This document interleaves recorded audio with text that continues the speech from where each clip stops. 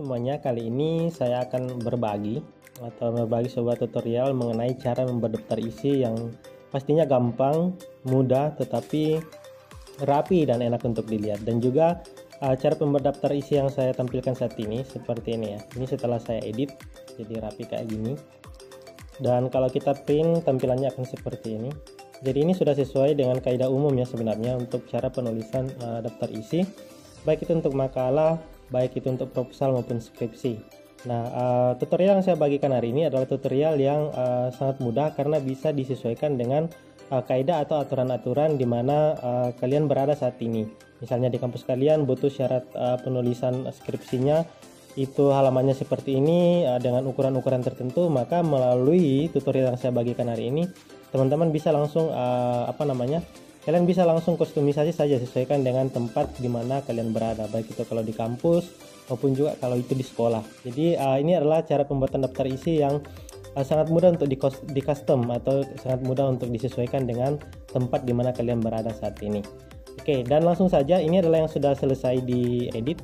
Kalau kita print nantinya akan tampilannya seperti ini. Enak dilihat ya setelah diedit. Nah, bagaimana cara membuat daftar isi agar rapi seperti ini? Saya akan mulai dari yang paling awal. Jadi ini yang belum diedit. Oh, ini sudah ya. Ini yang belum diedit, tampilannya masih seperti ini. Nah, lalu bagaimana cara membuat daftar isinya supaya rapi seperti tadi? Nah, tidak berlama-lama, langsung saja tahap demi tahap. Yang pertama itu adalah perhatikan cara penulisan atau syarat penulisan skripsi atau daftar isi yang ada di tempat kalian berada, baik itu kalau di sekolah untuk makalah, di proposal juga, maupun di universitas kalau untuk skripsi. Nah, di sini saya pakai yang cara umum dulu ya. Kita langsung saja ke layout.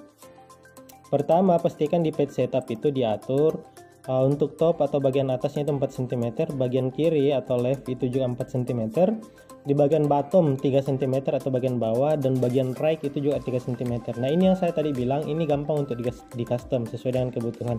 Kalau misalnya di jurusan atau di tempat kalian berada saat ini dimintanya misalnya di atas itu 2, maka tinggal dirubah di sini 2 kayak gini. Atau kalau misalnya dimintanya di kirinya itu 3, maka kalian tinggal rubah 3 di sini. Jadi disesuaikan. Tapi untuk yang saya buat kali ini adalah yang secara umum sering digunakan. Nah, setelah semua diedit sesuai dengan kebutuhan, silakan klik OK di sini. Nah, setelah diklik OK, pastikan juga di bagian paragraf ini. Nah, di sini nanti kita akan buat. Ini dibuat dulu di Ctrl A kayak gini. Di sini ditulis 0 saja untuk sementara. Ya, supaya jaraknya itu tidak beda-beda antara setiap kalimat. Setelah itu di Ctrl A lagi, untuk spasinya kita ke home ya. Dan kita pilih spasi di sini yaitu 1,5. Jadi nanti akan tampilannya akan seperti ini. Kemudian langkah selanjutnya yang perlu kita akan lakukan adalah kita perhatikan antara titik-titik ini kita mau batasnya ada di mana nanti. Kalau saya di tutorial ini saya kasih batasnya itu di titik 13 ini. Nah, mungkin ada juga yang bertanya-tanya bagaimana cara untuk menampilkan rule ini. Oke, nah untuk menampilkan rule apabila di Word-nya belum ada rule, silahkan klik rule di sini, bisa diklik rule dan klik centang yang ini, contohnya belum ada ya, contoh di sini belum ada.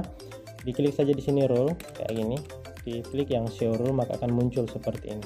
Kalau misalnya melalui menu tab itu kita bisa pilih di view, kemudian di sini ada rule di atas ya, dipilih rule maka akan jadi seperti ini. Nah, untuk batas titik-titik di sini saya akan kasih batas di 13 di sini. Ada mungkin juga dari kalian yang akan buat di 12, berarti nanti tinggal di custom saja. Dan mungkin ada di 11, itu terserah dari syarat yang diminta seperti itu. Berarti kalau di 11 bagaimana cara rubahnya? Ya, sebentar saya akan jelaskan. Dan kemudian di sini ada titik-titik dan ada spasi. Ini ada spasi di mana tidak ada titik-titik, kemudian ada nomor halaman, tapi juga rapi ke bawah. Nah, untuk nomor halaman sendiri di tutorial kali ini saya kasih di angka 14 di sini. Ya, sebenarnya di sini 14 tapi tidak ditulis 13, 14, 15 ya.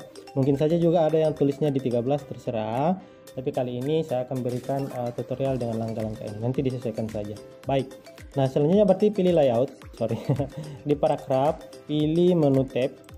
Nah, jangan lupa bahwa pembuatan titik-titik ini kita akan kombinasikan dengan tombol tab di keyboard ya.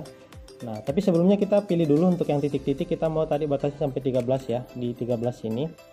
Maka kita pilih 13, kemudian pilihnya itu adalah titik-titik. Kalau di noun nanti ini ketika kita tap di keyboard, dia tidak akan muncul titik-titik. Nah, oleh karena itu supaya muncul titik-titik kita pilih yang nomor 2 ini. Kemudian settingannya itu left seperti ini 13, kemudian pilih set. Nah, maka akan tersetting yang baru kayak gini. Nah, sekarang spasi untuk penulisan halaman yang I2 dan selanjutnya itu bisa juga 1, 2, 3 dan selanjutnya itu kita pilih di batasnya itu di 14 sini ya. Tadi yang saya sampaikan. Kita pilih 14 tapi pengaturannya berbeda. Nah, untuk 14 ini kita pilih right, kemudian kita pilih none karena kita nggak mau ada titik-titiknya nanti. Jadi perhatikan ya, beda dengan yang 13 tadi dengan 14. 13 untuk penulisan titik-titiknya, kemudian 14 ini untuk halaman. Oke, settingannya juga jangan lupa untuk diikuti. Setelah itu ini dibiarkan saja 1,27, ini defaultnya. Dibiarkan saja seperti itu. Mungkin di tempat lain juga akan berbeda, tapi ini nggak usah diikuti.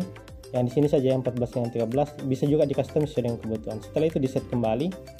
Nah, maka 14 muncul. Setelah itu kita pilih OK. Setelah itu coba kita praktekkan di sini.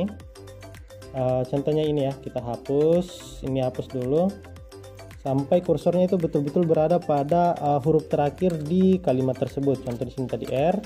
Dan setelah itu klik tab di keyboard seperti ini. Tab lagi 1 kali, maka akan ada spasi di sini dan nomor halaman menjadi rapi. Sama dengan bagian berikutnya di sini ya. Bisa juga langsung setelah di blok, tapi pastikan kursornya itu pemblokannya sampai di huruf terakhir. Contoh di sini N, di tab lagi dan akan rapi seperti ini. Dan begitu selanjutnya. Nah, tetapi di sini ada juga yang saya mau sampaikan untuk dirapikan untuk penulisan subbab. Contoh ini kan subbab ya. Nah, untuk penulisannya bisa menggunakan ini pasti saya rasa semua sudah tahu ya. Bisa angka seperti ini, bisa juga huruf. Kita bisa pakai huruf sebenarnya juga. Di mana hurufnya di sini? Oke, bisa digerakkan ini aja ke bawah untuk mencari hurufnya. Bisa juga A dan seterusnya. Ada juga biasanya penulisannya yang menggunakan contoh bab 1, 1.1, 1.2 dan selanjutnya. Itu bagaimana caranya? Ini juga akan saya sampaikan di tutorial kali ini. Contoh 1, maka langkah berikutnya adalah pilih lagi setelah pilih number ini ya, numbering, pilih lagi tanda panah ke bawah dan jangan lupa pilih define new number format di sini. Silahkan diklik saja dan pindahkan kursor ke arah kiri. Ini kan kursor ya ada ya. Pindahkan ke arah kiri, terus klik 1 titik. Nah, jadi ikuti ya. Kalau kalian lakukan langkah yang berbeda, pasti hasilnya akan berbeda. Nah, oke, setelah itu klik OK, akan jadi seperti ini. Setelah itu, silakan dilakukan lagi langkah-langkah yang tadi. Di tab saja. Di tab saja kayak gini. Oke, ini juga di tab saja. Oke, untuk bab 2 maka pasti penulisannya adalah 2.1, 2.2 dan selanjutnya. Ya, pilih lagi di sini angka. Nah, karena ini sudah di bagian nomor 2, berarti kita harus custom lagi. Di define ini kita rubah ini kursor sebelah kiri ya, ingat 2.1 dan seterusnya. Nggak usah spasi dan sini juga nggak ada titik. Maka akan dengan sendirinya akan berubah seperti ini ya. Di blok lagi, di spasi. Ini hati-hati supaya tepat dan rapi.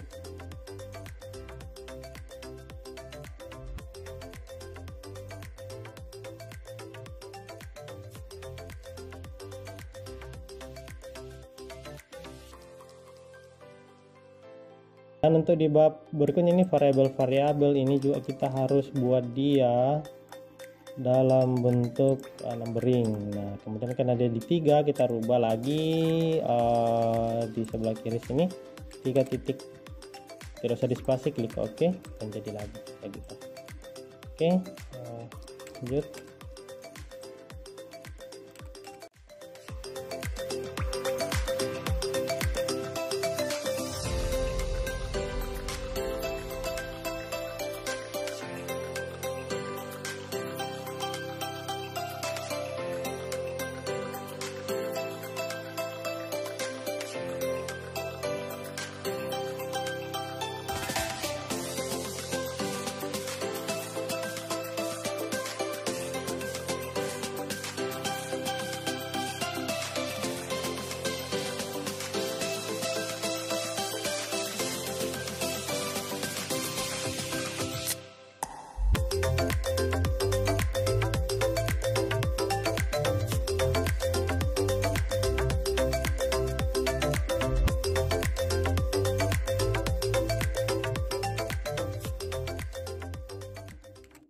Oke, dan Ini sudah selesai ya. Kalau kita lihat sudah rapi, penomorannya juga di sini sudah rapi, tersusun dari atas dengan rapi ya. Dan untuk penulisannya juga sudah sangat rapi. Kalau kita coba untuk Ctrl P, kita perbesar ya di sini, maka tampilannya akan seperti ini ketika kita print nanti. Ini rapi sekali. Oke. Nah, itu adalah cara penulisan daftar isi yang rapi dan enak untuk diikuti. Caranya mudah, bisa disesuaikan dengan kebutuhan di tempat kalian masing-masing sesuai dengan kebutuhan kalian. Kalian tinggal pilih mana yang kalian akan gunakan. Angka-angkanya bisa dirubah di paragraf di sini. Untuk tabsnya tadi ya bisa dirubah kalau memang butuh 14. Kalau ini semua ini bisa dirubah juga, di-clearkan. Cara penghapusannya itu, ini contoh 15, kita tidak perlu 15 ya, kita klik clear sehingga yang ada adalah 13. Setelah itu seperti itu juga kalau kita mau hapus. Kalau mau ganti lagi ke 14 mungkin tadi berbeda ya, silakan disesuaikan dengan kebutuhan di tempat kalian masing-masing. Nah, itu saja yang saya bisa bagikan hari ini mengenai cara yang berdaftar isi yang mudah, gampang tapi enak untuk dilihat dan mudah untuk di custom seperti itu ya. Semoga bermanfaat, semoga menolong dan semangat dalam proses penulisannya. Sampai jumpa, Tuhan Yesus memberkati.